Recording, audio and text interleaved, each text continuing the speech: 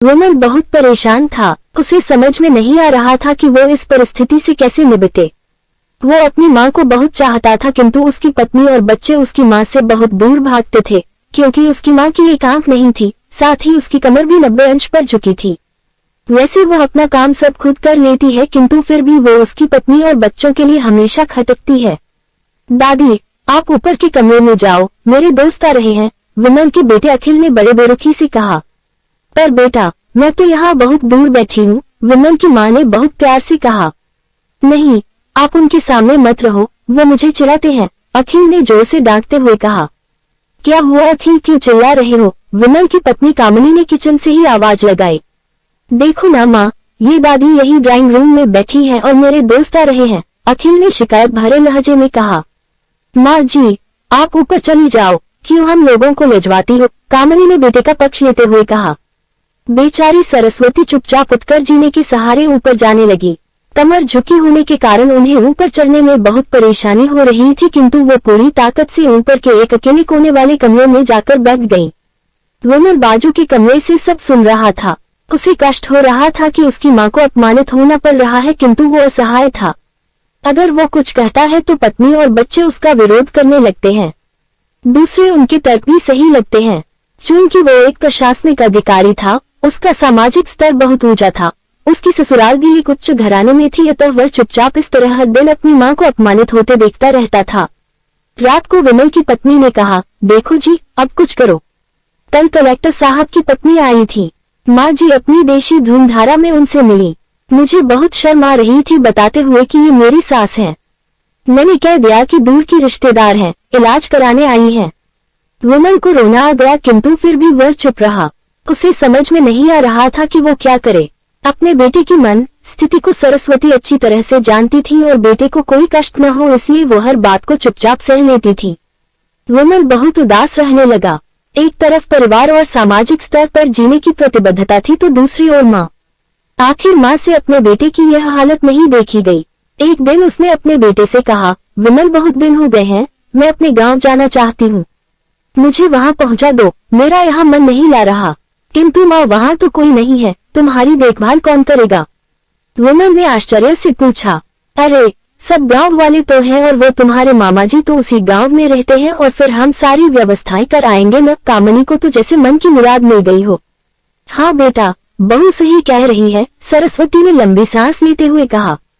विमल जानता था कि गांव में माँ की देखभाल करने वाला कोई नहीं है, लेकिन अपनी पत्नी की जिद के कारण वह अपनी माँ को गाँव छोड़ने पर विवश हो गया।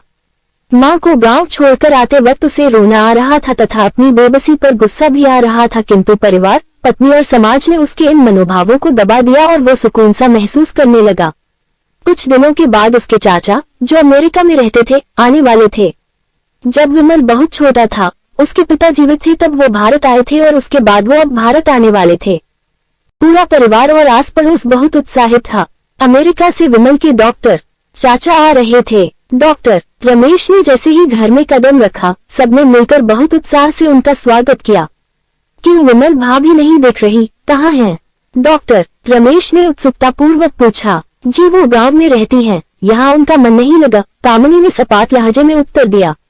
डॉक्टर रमेश ने विमल की ओर देखा तो विमल ने अपनी आंखें झुका ली। डॉक्टर रमेश सब समझ गए, बोले, कल हम भाभी से मिलने गाँव चलेंगे सब लोग। दूसरे दिन सभी लोग गांव के घर में पहुंचे। देखा कि सरस्वती को बहुत तेज बुखार है और वो पलंग पर असहाय पड़ी है। डॉक्टर रमेश दौड़कर सरस्वती के पास गए, उनके पैर छूकर रोने लगे। सरस्वती की ये हालत उनकी कल्पना से परे थी। वाह बेटा विमल, तूने तो नाम उजागर कर दिया। अपनी माँ की ये हालत देखकर तुझे तो शर्म भी नहीं आ रही होगी। डॉक्टर रमेश ने विमल को लगभग डांटते हुए कहा। नहीं देवर जी, विमल का कोई दोष नहीं है, मैं खुद गांव आई थी। सरस्वती ने अपने बेटे का बचाव किया। मुझे सब पता चल गया भाभी, आप चुप रहो। क्यों बहू, तुम्हें अपनी सास की कुरूपता पसंद नहीं है? समाज में तुम्हें नीचा देखना पड़ता है ना? डॉक्टर रमेश ने कामिनी की ओर व्यंग्य से देखा। कामिनी निरुत्तर होकर विमल को देखने लगी। आज तुम जिस सामाजिक स्तर पर हो वो इन्हीं के संघर्षों की देन है। और बेटा विमल, तुम्हें शायद मालूम न हो कि बचपन में जब तुम 1 साल के थे तब छत से नीचे गिरने के कारण तुम्हारी एक आंख फूट गई थी और तुम्हारी रीढ़ की हड्डी में भी समस्या थी। तब तुम्हारी इस क्रूप माँ ने अपनी एक आंख और अपना बोन मेरो तुम्हें देकर इतना सुंदर स्वरूप दिया था।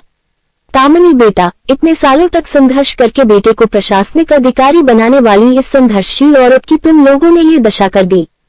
तुम्हें ईश्वर कभी माफ नहीं करेगा। डॉक्टर रमेश की आंखों से अश्रु जलधारा बह रही थी। अब भाभी, आप मेरे साथ अमेरिका जाएंगी, यहाँ इन स्वार्थी लोगों के बीच नहीं रहेंगी। डॉक्टर रमेश ने सरस्वती से कहा, विमल को तो काटो तो खून नहीं था।